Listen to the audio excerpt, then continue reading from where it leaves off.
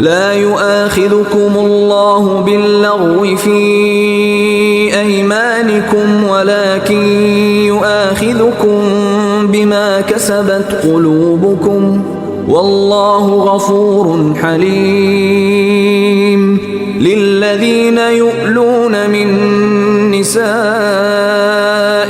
تربص 4 أشهر فإن فاءوا فإن الله غفور رحيم وإن عزموا الطلاق فإن الله سميع عليم والمطلقات يتربصن بأنفسهن 3 قروء ولا يحل لهن أن يكتمن ما خلق الله في أرحامهن إن كن يؤمن بالله واليوم الآخر وبعولتهن أحق بردهن في ذلك إن أرادوا إصلاحا ولهن مثل الذي عليهن بالمعروف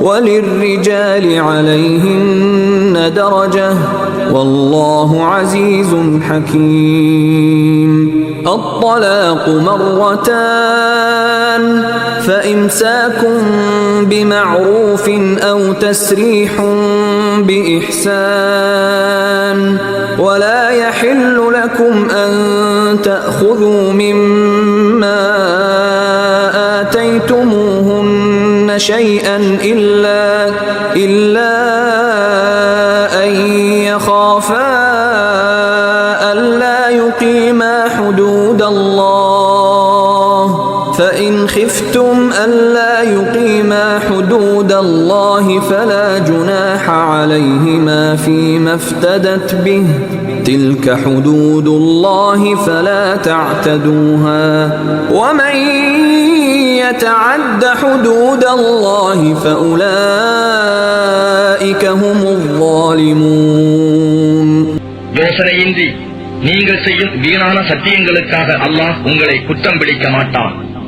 ஆனால் உங்களுடைய இருதயங்கள் வேண்டும் என்றே சம்பாதித்துக் கொண்டதை பற்றி உங்களை குற்றம் பிடிப்பான். இன்னும் அல்லாஹ் மன்னிப்போனாகவும் மிக்க பொறுமை உடையோனுமாக இருக்கின்றான். தங்கள் மனைவியருடன் கூடுவதில்லை என்று சத்தியம் செய்து கொண்டு விலகி இருப்பவர்களுக்கு 4 மாத தவணை உள்ளது. எனவே அதற்குள் அவர்கள் மீண்டும் சேர்ந்து கொண்டால் நிச்சயமாக அல்லாஹ் மன்னிப்போனாகவும் மிக்க கருணை உடையோனாகவும் இருக்கின்றான். ஆனால் அவர்கள் தலாக் செய்து கொள்ள உறுதி கொண்டார்களானால் நிச்சயமாக அல்லாஹ் யாவற்றையும் செவி உருவனாகவும் நன்கு அறிபவனாகவும் இருக்கின்றான். தலாக் கூறப்பட்ட பெண்கள் தங்களுக்கு 3 மாதவிடாய்கள் ஆகும் வரை பொறுத்திருக்க வேண்டும். அல்லாஹுவையும் இறுதி நாளையும் அவர்கள் நம்புவார்களாயின் தம் கர்ப்ப கோளறைகளில் அல்லாஹ் படைத்திருப்பதை மறைத்தல் நியாயமாகாது. ஆனால் பெண்களின் கணவர்கள் அவர்களை திரும்ப அழைத்துக் கொள்வதன் மூலம் இணக்கத்தை நாடினால் அத்தவணைக்குள் அவர்களை மனைவியராக திருப்பிக் கொள்ள அவர்களுக்கு அதிக உரிமை உண்டு. கணவர்களுக்கு பெண்களிடம் இருக்கும் உரிமைகள் போன்று முறைப்படி அவர்கள் மீது பெண்களுக்கும் உரிமை உண்டு. ஆயினும் ஆண்களுக்கு அவர்கள் மீது ஒருபடி உயர்வு உண்டு. மேலும் அல்லாஹ் வல்லமையும் ஞானமும் மிக்கோனாக இருக்கின்றான். இத்தகைய தலாக் 2 முறைகள் நாம் கூறலாம்.